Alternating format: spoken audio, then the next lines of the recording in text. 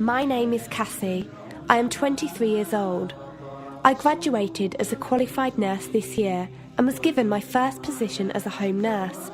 My patient was an English gentleman in his early 80s who suffered from Alzheimer's. In the first meeting, the patient was given his record, and from it I could see that he was a convert to the religion of Islam, therefore he was a Muslim. I knew from this that I would need to take into account some modes of treatment that may go against his faith, and therefore try to adapt my care to meet his needs. I bought in some halal meat to cook for him and ensured that there was no pork or alcohol in the premises, as I did some research which showed me that these were forbidden in Islam. My patient was in a very advanced stage of his condition, so many of my colleagues could not understand why I was going through so much effort for him. But I understood that a person who commits to a faith deserves that commitment to be respected, even if they are not in a position to understand. Anyway, after a few weeks with my patient, I began to notice some patterns of movement. At first, I thought it was some copied motions he'd seen someone doing, but I saw him repeat the movement at particular times, morning, afternoon, evening. The movements were to raise his hands, bow, and then put his head to the ground. I could not understand it. He was also repeating sentences in another language. I couldn't figure out what language it was as his speech was slurred, but I know the same verses were repeated daily. Also, there was something strange. He didn't allow me to feed him with my left hand. Somehow I knew this linked to his religion, but didn't know how. One of my colleagues told me about Paltalk as a place for debates and discussions. As I did not know any Muslims except for my patient, I thought it would be good to speak to someone live and ask questions. I went on the Islam section and entered the room True Message. Here I asked questions regarding the repeated movements and was told that these were the actions of prayer. I did not really believe it until someone posted a link on the Islamic prayer on YouTube. I was shocked. A man who has lost all memory of his children, of his occupation, and could barely eat and drink, was able to remember not only actions of prayer, but verses that were in another language. This was nothing short of incredible, and I knew that this man was devout in his faith, which made me want to learn more in order to care for him the best I could. I came into the Paltalk room as often as I could, and was given a link to read the translation of the Quran and listen to it. The chapter of the bee gave me chills, and I repeated it several times a day. I saved a recording of the Quran on my iPod and gave it to my patient to listen to. He was smiling and crying, and in reading the translation I could see why. I applied what I gained from Paltalk to care for my patient, but gradually found myself coming to the room to find answers for myself. I never really took the time to look at my life.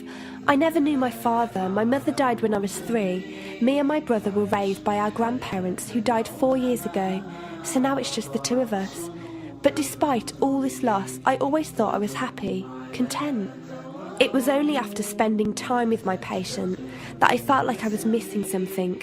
I was missing that sense of peace and tranquility my patient, even through suffering, felt. I wanted that sense of belonging and a part of something that he felt, even with no one around him. I was given a list of mosques in my area by a lady on Paltalk and went down to visit one. I watched the prayer and could not hold back my tears. I felt drawn to the mosque every day, and the imam and his wife would give me books and tapes to welcome any questions I had. Every question I asked at the mosque and on Paltalk was answered with such clarity and depth that could do nothing but accept them. I have never practiced a faith, but always believed that there was a God. I just did not know how to worship him. One evening I came onto Paltalk, and one of the speakers on the mic addressed me. He asked me if I have any questions. I said no. He asked if I was happy with the answers I was given. I said yes. He then asked what was stopping me accepting Islam. I could not answer. I went to the mosque to watch the dawn prayer. The imam asked me the same question. I could not answer. I then went to tend to my patient. I was feeding him, and as I looked into his eyes, I just realised he was brought to me for a reason, and the only thing stopping me from accepting was fear. Not fear in the sense of something bad, but fear of accepting something good and thinking that I was not worthy like this man. That afternoon I went to the mosque and asked the imam if I could say my declaration of faith, the Shahada. There is no God except Allah. Muhammad is Allah's messenger. He helped me through it and guided me through what I needed to do next. I cannot explain the feeling I felt when I said it. It was like someone woke me up from sleep and sees everything more clearly. The feeling was overwhelming joy, clarity, and most of all, peace. The first person I told was not my brother, but my patient. I went to him, and before I even opened my mouth, he cried and smiled at me. I broke down in front of him. I owed him so much. I came home and logged onto Paltalk and repeated the Shahada for the room. They all helped me so much, and even though I had never seen a single one of them, they felt closer to me than my own brother. I did eventually call my brother to tell him, and although he wasn't happy, he supported me and said he would be there. I couldn't ask for any more. After my first week as a Muslim, my patient passed away in his sleep while I was caring for him. Inna lillahi wa inna ilaihi raji'un. He died a peaceful death, and I was the only person with him. He was like the father I never had, and he was my doorway to Islam. From the day of my Shahada to this very day, and for every day for as long as I live, I will pray that Allah shows mercy on him and grant him every good deed I perform in the tenfold.